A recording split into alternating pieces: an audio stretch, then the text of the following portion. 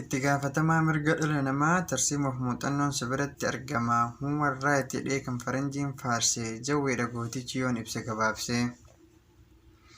Dawaa uumamaati. Jawaar jechuun dawaa addaan baasee beeka kan firaaf adawaa inni yoom wallaalee shira itti yaaddan akka keessanitti gowwoomsuu barbaaddan.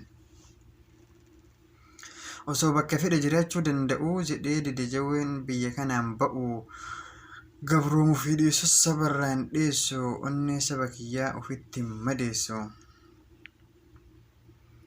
Osoo achi hin gahin arrii adii baasee gabroomuun Oromoo yaachisee dhamaasee irratti qabsaa'ee diina golaa yaasee Oromoodha jedhee teessotti ol baasee goobantichi amma ija itti babaasee ashabbaarii jedhee maqaa itti moggaasee.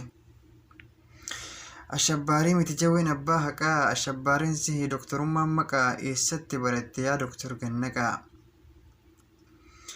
Jawwee hiite malee seenaa isaa hiitu osoo nama taate atuu Jawween miitu.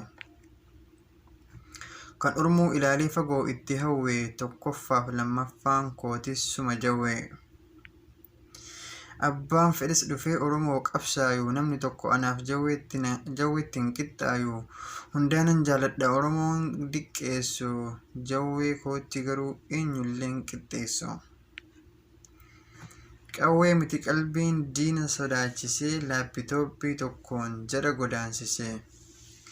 Jawaar gurra keenya Jawaar ija keenya waa hundumaa caalaa inni nuuf qabeenya onnee Oromoodhaa kan sabaaf sablammii akkamitti Jawwee qabee hidhe namni.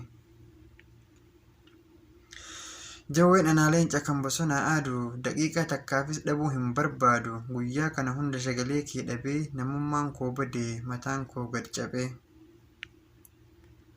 Qeerransa koo Jawwee kan diina adamsu shiraaf shirriin gadhee kararraas hin dabsu deebiin laanne takkaa warra si arrabsu guggubate diinni waan godhu wallaalee mee eenyudha hayyuun inni Jawwee caale.